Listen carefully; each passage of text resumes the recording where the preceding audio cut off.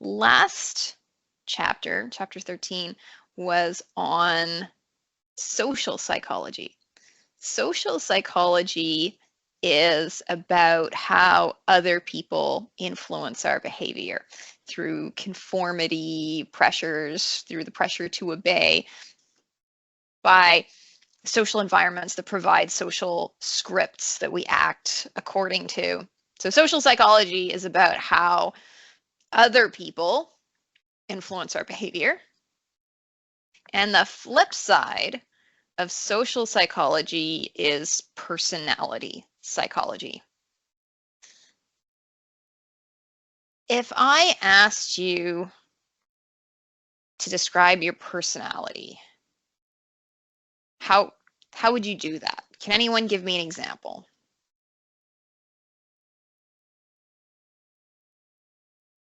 Personality is about predispositions to behave in certain ways, and they're supposedly stable across situations. Okay, Noah, but can you give me a few examples? Grace answered with a personality test profile based on the Myers-Briggs personality inventory. I'm actually going to send you guys some links to complete personality tests. I think that if you do that, the chapter will make a lot more sense. And what Grace is referring to is a certain type of personality trait model.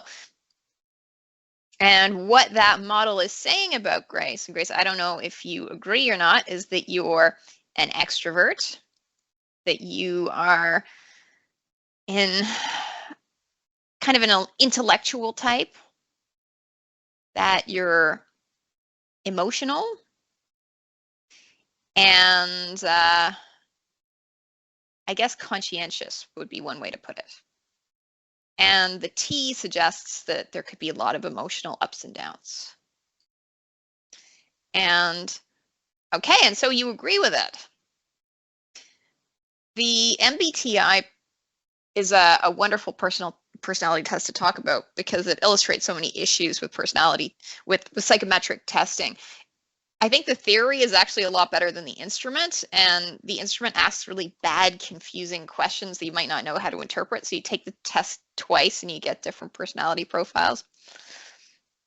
And Grace has another interesting comment about the difference between, let's say, personality and clinical diagnosis. If somebody has, let's say, an anxiety disorder, well, one way to look at that is through the clinical lens and say that's a mental health issue. And another way to look at it is as personality, right? Some people are just more high-strung than others. It's interesting you guys are answering me with personality test results, right? So Phoenix is saying I'm an INTP, but let's say I didn't know anything about those personality tests. You're describing your personality on a social website, a dating site, or you're describing it to an employer. Well, I guess you have ulterior motives when you're trying to attract somebody or get them to hire you. Let me try to think of a scenario where there aren't such clear rewards or punishments. Say you were describing your personality for a family member who hadn't met you yet, a distant cousin. What are you like?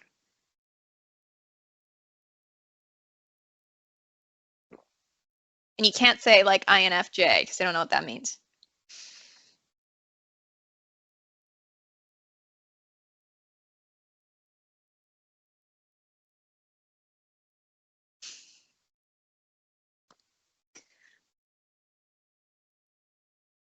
Liam, I see you.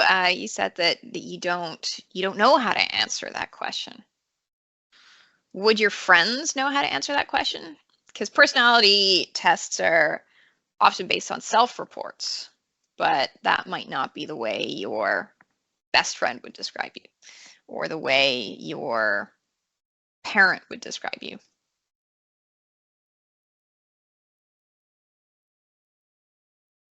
Okay, so Phoenix is down to earth. What does that mean? Does down to earth mean practical? and traditional rather than somebody that's going to art galleries and to the opera. Go with the flow. That's an interesting one. Go with the flow suggests that you're not too sort of contumacious. That maybe your value harmony might have a harmonizing influence on others. I'm the opposite of that. I'm a bit of a contumacious person that tends to get into scraps. Annabelle is described as caring. That could be a personality trait. What that means is that I would expect that in some situation where somebody could be, let's say, in need or emotionally distressed, because you have this personality trait, because you have this proclivity, that you will therefore do the helpful thing. You'll take care of their feelings or you will support them in some way. So Annabelle is gentle, right? There are other people that are more intense. Grace mentions extroversion. That's a psychological word that I think a lot of lay people do understand. And extroverts are people who are more social, more outgoing, more gregarious, also tend to be more risk-taking, and seem to get kind of a charge from being around others. There's some people that feel like exhausted or like other people, crowds of people, big parties, etc., make them feel drained. And those introverts might rather relax at home on a Friday night. But the extrovert who would want to go out and see people and get involved in things and maybe also go bungee jumping. This would be an extreme extrovert that's into risk taking. And it's interesting that there are kind of biological differences between introverts and extroverts. Introverts tend to be cognitively overstimulated at baseline. So they don't need much more stimulation. Actually, they'd like less. So they don't sort of go around meddling in things and getting involved in all the rabble and the ruckus.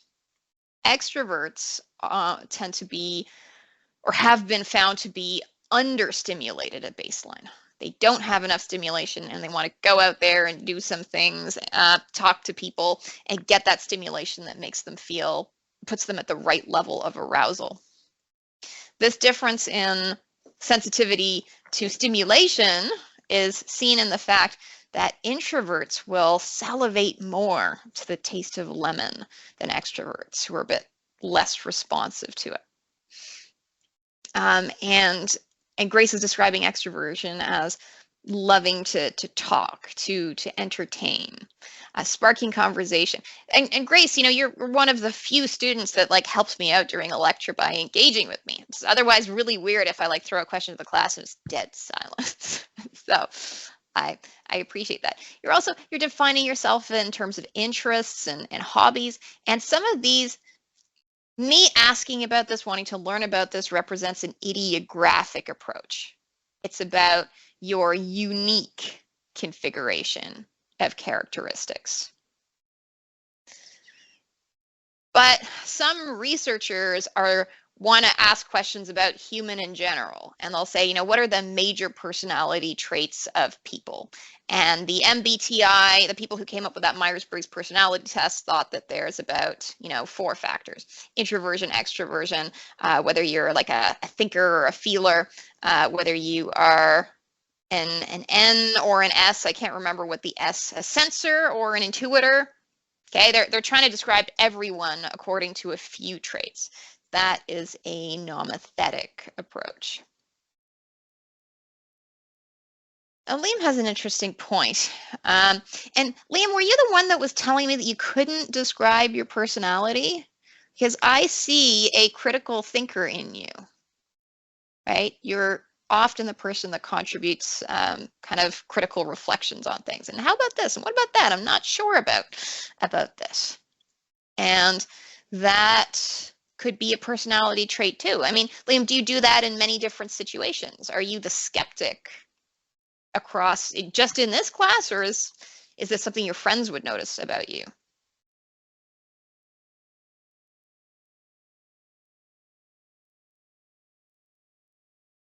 extroversion is a factor of personality that is described by many different subfactors, which reflect many, many different underlying traits. And so if somebody is identified as an extrovert, there could be many different ways of being extroverted and still having an overall high extroversion score. You could be like particularly high on this subfacet and low on that one. We talk about introversion and extroversion as if you're one or the other. Are you an introvert or an extrovert? That's what the MBTI test does. It forces you into one or the other category. But actually, we know that many, if not most, traits in psychology are actually normally distributed. You have that bell curve. And so most people are in the middle of the curve. Most people are ambiverts. There's actually relatively few people who are true introverts or true extroverts. And so a test that forces you to be one or the other might not describe you as well as one that told you what your place was on a continuum. Yeah, so most people are ambiverts, right? Neither extroverts nor introverts. But the MBTI doesn't model the world in that way. There are a lot. So there's a biological basis to personality. We see this in twin studies and in adoption studies. Identical twins tend to have really similar personalities, even though they think they're completely different from each other. So somebody else on the outside administering them a test, they probably come off as very similar. This also comes through in adoption studies. Adopted children tend to be more similar in personality to their birth parents than their adoptive parents, even though the adoptive parents provided all the early environment and the upbringing. So that says a lot about the biological, the genetic basis of personality. So your personality is probably similar to that of people in your family. Maybe you're a bit like your mom in some ways and like your dad and others.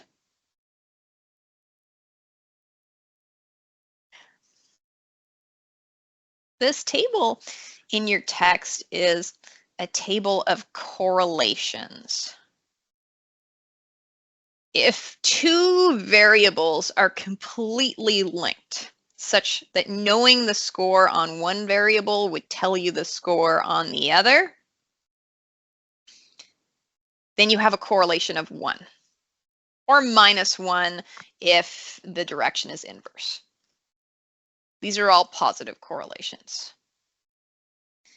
And this table is showing you the correlation for various personality traits between twins who are raised together and twins who are raised apart.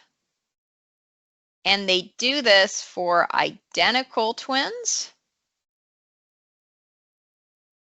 and for fraternal twins. So raised together, identical, and then raised apart, identical. What is the correlation between the two twins' personality scores? In the world of correlations measured in psychology, some of these are pretty high. There are thresholds for what's a small effect, what's a medium effect, what's a large effect. For correlation, 0 to 1 is trivial. Correlation of 2 is small. 3, I think, moderate. And then 5 is the threshold, 0.5 for a large correlation. This table also shows you the correlation between the twin pairs, scores for each twin, when there are fraternal twins who are raised together and then who are raised apart. What does this table tell you?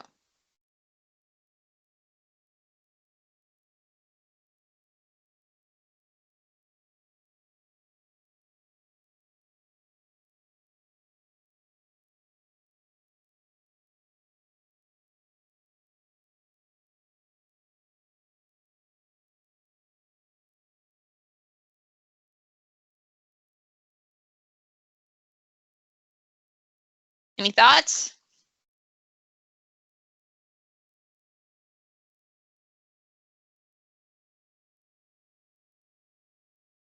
Um, as Phoenix says, identical twins are more similar. We see that in larger magnitudes of the correlation coefficient. Right? These are bigger numbers compared to the numbers you see for the fraternal twins, who are less similar to each other in personality. And yeah, what Liam says is really interesting, that identical twins raised apart have an even higher correlation than those raised together. That is really interesting. And that speaks to the power of that genetic effect. And as Liam noticed, some of these correlations are pretty strong. Like across the board, traditionalism, you're seeing correlations of like, pretty big, 0.5. For twins who are reared together, who are fraternal twins who are reared together, it's about as high. It's still about 0.5. And that's only a little bit lower when the twins are reared apart, and when the fraternal twins are reared apart. And what I think that suggests to me is, well, fraternal twins are still like really similar genetically. They're less similar than identical twins, but that's like a sibling relationship. And I think that overall this speaks to the genetic basis of the traditionalism variable. And there's research suggesting that people who with more conservative values tend to be more anxious. So maybe it's a kind of an anxiety thing. But then I can go and look at anxiety proneness. And what do I see here? Not quite the same pattern.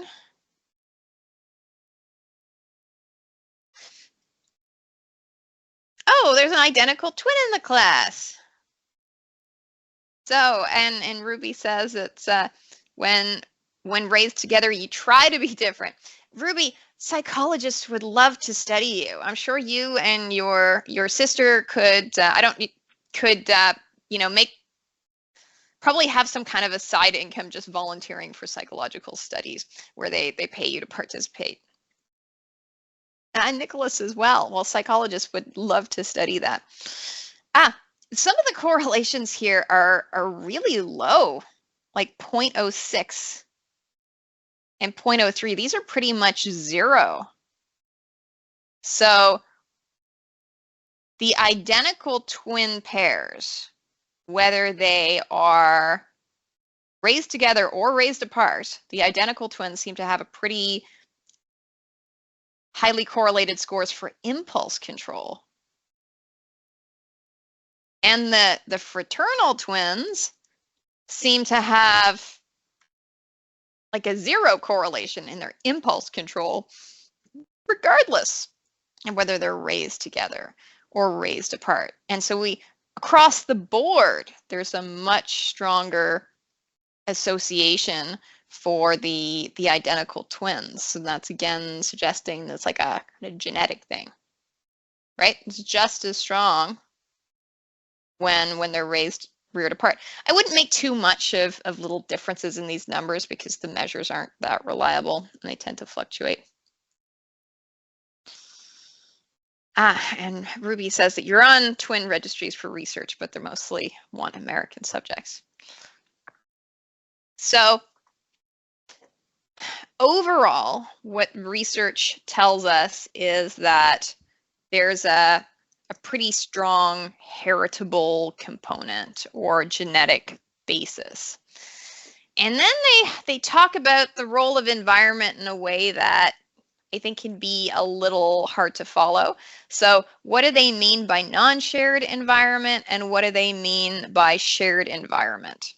Shared environment is the idea that if, let's say, you had twins, kids living in this same household and they're being treated in basically the same way by their parents, that's the shared environment. And let's say that the parent decides to take everyone to music lessons, that would be a shared environment. And research is suggesting that differences between, let's say, twins in personality don't seem to have that much to do with individual differences in personality. But that doesn't mean that the environment, the overall environment itself, doesn't have an impact on personality. If you look at these correlations, they're well below 1. So there's still a lot else here that would explain similarity or differences in scores that's not attributed to either the genetic similarity or to the shared environment. We call that non-shared environmental influences. So environment still has some effect on personality. But it looks like this kind of, maybe this child rearing stuff doesn't have that much to do with it.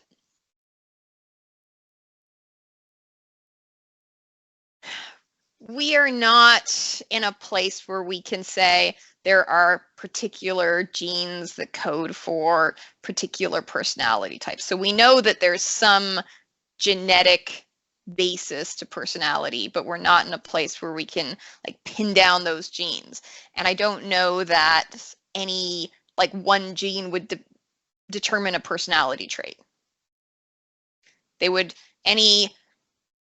Humans are complicated, and we're less rigidly programmed than a lot of animals are.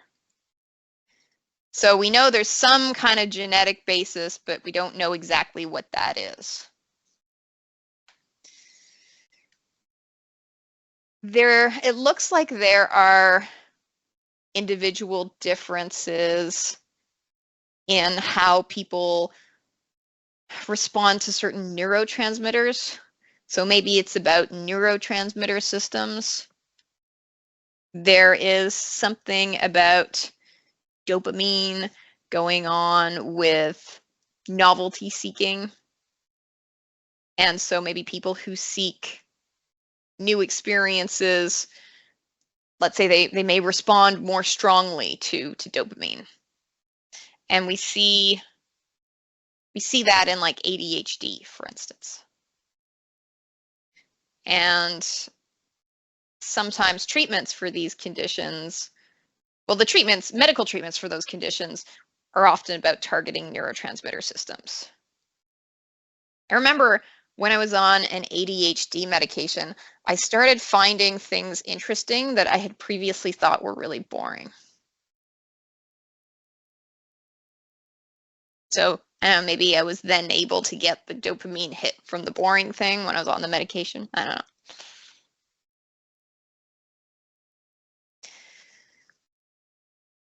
Personality theory, thinking about personality, has a very, very long history. And a famous figure in that history is Sigmund Freud. Sigmund Freud was technically not a psychologist. He was a medical doctor and a neurologist. And he saw patients who had symptoms that didn't seem to have like a biological cause. They didn't seem to be caused by really a physical illness. He was considering, a women with hysteria, except hysteria was such a socially constructed phenomenon that we don't really have it anymore. There was a famous French, was he maybe a doctor, Jean Charcot, and he had 4 female patients who would perform, well, they probably believed it, the stages of hysteria, and medical school students would sit and watch this, and it looked like he was somehow rewarding them for acting in the way that he liked. Anyway, personality theorizing goes further back than Freud. Think of the zodiac. There are many cultures that have something like the zodiac. In Western cultures, we use like the ancient Greek one, but there's something like that in Chinese culture as well. Now, are you born in like the year of the tiger? And so what kind of person are you? What are you like if you're born in the year of the rat? All of those come with basically predictions about personality. In the Western zodiac, the idea is that if you're born under a certain constellation of stars, then you have a certain personality type. Right? Virgo is basically a personality type. Leo is a personality type. So we've been doing this for a long time. Sigmund Freud developed the first comprehensive scientific-ish theory of personality. Sigmund Freud collected observations very systematically, though we would now criticize many of his theories as unscientific. And he made 3 assumptions. He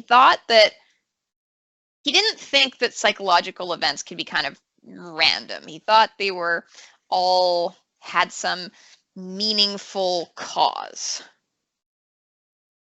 and that told you something about unconscious motives. Sigmund Freud brought us the idea of an unconscious mind. Wilhelm Wundt was the person who broke psychology away from spiritualism as a discipline, and he was studying, instead of the soul, he's studying consciousness. But actually, our behavior isn't entirely attributed to our conscious processes. And Freud's ideas about the unconscious mind are, many of them are not empirically supported, but overall, it is true that we absolutely have non-conscious processes. So he's bringing this to the forefront. And his idea was that the unconscious, which we're going to call the id, is full of your bestial instincts, right? Like your instincts for sex and death. And he thought that the libido was like the fundamental motivating force for humans. And he thought that this, so we're going to call this the id, it's where you have your sex instinct, he called that eros, and the death instinct, sort of thanatos, that's where they reside. But, this is a polite German society or Austrian society in the Victorian age, and you don't know about any of these impulses. They're too inappropriate. He based a lot of his theories on his observations of his patients, and his patients were upper class Viennese women, and they don't have any sexual or aggressive feelings, right? They're very prim and proper. And so that's why the id is totally unconscious, but could still affect your behavior, could come up in certain ways and want to express itself. The sense of morality he located in the superego. And the superego and the id are in conflict with each other. He thought that the conscious part of your personality was the ego. Ego means self. And the ego works on the reality principle. I'm thinking that shouldn't be under superego. The ego needs to mediate between the id and the superego in order to have the person behave in a way that's socially acceptable and also practical. Okay, that's the reality principle.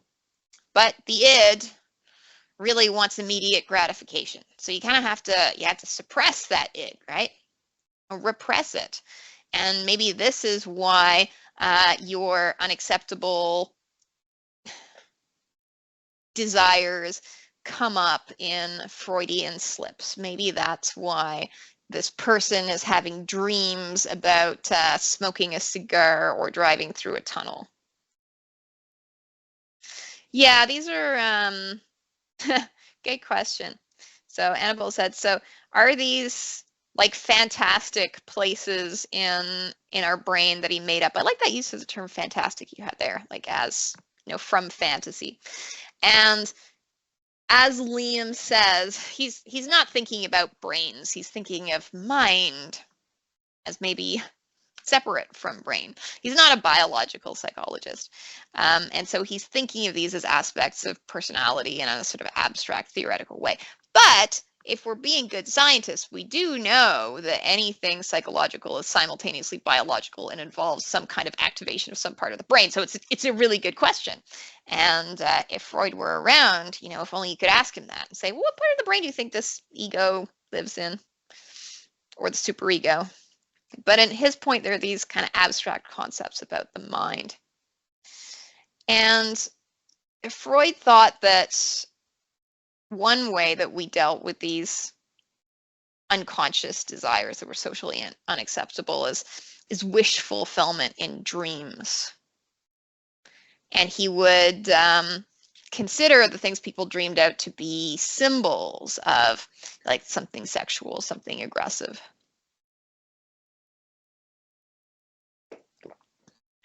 Freud was notable for having collected information about people's dreams in a very systematic way. And that is one part of being a scientist, is systematic data collection. So that's one way that he contributed. Freud is really, really easy to knock, but he did make a big contribution.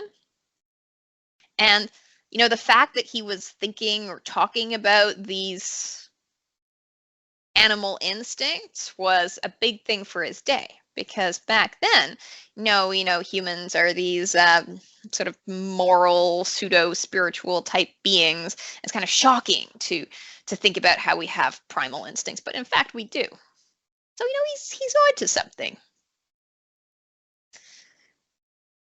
One of Freud's biggest contributions was defense mechanisms. Now, think of the ego as having to mediate between the id and the superego.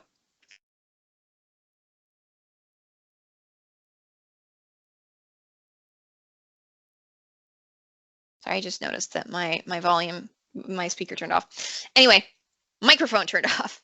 So Freud is thinking of the ego as having to mediate between the superego and the id. And couldn't this all be very anxiety provoking? This could be upsetting. Maybe the ego needs to protect itself from anxiety. And he identified these defense mechanisms, ways that people protect themselves from anxiety. And, some of these seem pretty reasonable, and you've probably noticed them in yourself or in others. However, the fact that these phenomena exist and can be observed doesn't mean that his measurement of them proves his theory, right? He has a bit of a kooky theory to explain this phenomena. The phenomena can be real and observable without being adequately explained by the theory. So, I think that displacement is real, but it can be explained other ways than through Freud's personality theory. He thought that one of the major defense mechanisms was repression. So if something threatens the ego, if something makes you feel anxiety, you can just repress it and kind of forget about it. And this has been controversial because it looks like some people actually do that. There's a condition called dissociative identity disorder, a multiple personality thing, where people can, when they're in a certain personality in an alter, theoretically only access certain memories. And then maybe that protects them from what are painful memories. There are cases where people seem to forget their past. There are cases where people forget their identity, and that can be triggered by extreme stress. So there are these situations that look like people are, that repression, let's say, that could be real. But then there are people who have traumatic experiences and they remember them vividly. There was a lot of issues with this in the 1980s when therapists got into dragging up repressed memories. And people started remembering all this child abuse that they weren't aware of before. Could be a repressed memory. Now, there are court cases, people went to jail. Eventually, it was debunked. It looked like it was actually the therapists that were giving people ideas and people going along with it. And they start developing a story together and the therapists reinforcing it. So there's some controversy around repression as a way of protecting yourself from anxiety. Because maybe some people do this, and then there are other people that have, let's say, PTSD, and they have vivid memories. I'm sure you've all met someone in your life that protects themselves from anxiety through denial, right? They just their mind cannot process that this happened or this is true, so it's not. This reminds me of my mom and her Parkinson's diagnosis, and it was very, very difficult to get her to go to the doctor. It was very, very difficult to try to tell her that anything was wrong. I'd say your hand's shaking, and she'd be like, well, your hand's shaking. Like everyone's hand shakes. You're making me anxious. That's why my hand. She would not, for a very long time, acknowledge that there was anything sort of pathological going on, because maybe that'd be too upsetting. And so denial is a way that people protect themselves. Somebody might see signs that their partner is cheating and just deny it. No, they'd never do that. It must be something else. Reaction formation is an interesting one for a few reasons. It's actually one of the defense mechanisms that has more empirical evidence for it. And the idea of reaction formation is that somehow your mind can flip some switch so that if you have an anxiety-producing feeling, can somehow flip that around and experience its opposite. So an example would be, let's say that, here the textbook gives us one. A married woman is sexually attracted to her coworker, really likes him. But then actually, well, that could be threatening. Maybe we'll tell ourselves, no, you hate him. He's terrible. And this arousal is actually irritation. There's some interesting research showing that men who are homophobic actually have a bigger sexual response to gay porn. So is the homophobia reaction formation? Maybe they can't admit to themselves that they are gay, so they flip that around into homophobia. Yeah, Noah's kind of got it. You gaslight yourself into believing the opposite. Sure, that's a good way to explain it. Projection is when we attribute our own negative qualities to other people. It's really about us, but we make it about them. And in their example, there's a married man who has sexual urges towards women, and what he thinks is that they're flirting with him and they're coming after him. He's actually projecting his own interest onto them. Now, in a broader sense, I think we project a lot of ourselves onto other people, even when it's not an anxiety response, like even when it's not a defense mechanism from anxiety, because we're all egocentric. We understand the world through ourselves. And so it's very normal for us to assume that other people have similar attitudes, similar values, similar motivations to us. And theory of mind, which is understanding that other people are different and have different beliefs, different values, different motivations, know different things, is actually something that develops. Like, it starts developing, see the children maybe around, I don't know, age 4 or 5, but does it ever fully develop in anyone? Adults remain egocentric. They're just faster than children at correcting their errors. So I think projection is probably very psychologically normal, even when it's not being used as a defense mechanism. Displacement. Displacement sounds like a rational thing. Directing an impulse from a socially unacceptable target into a more acceptable one. So let's say that you are angry with your boss, or you're angry with your teacher, and it's not safe for you to express that anger. Is there a safer target for you to express it towards? Could you take it out on someone smaller than you? I'll believe that happens. I'm ashamed to admit it, but I am a cat owner. I love cats. When I'm having a bad day and my cat's like, meow, meow, meow, and does some annoying thing, sometimes I take it out on a cat. That's not fair. It's not nice.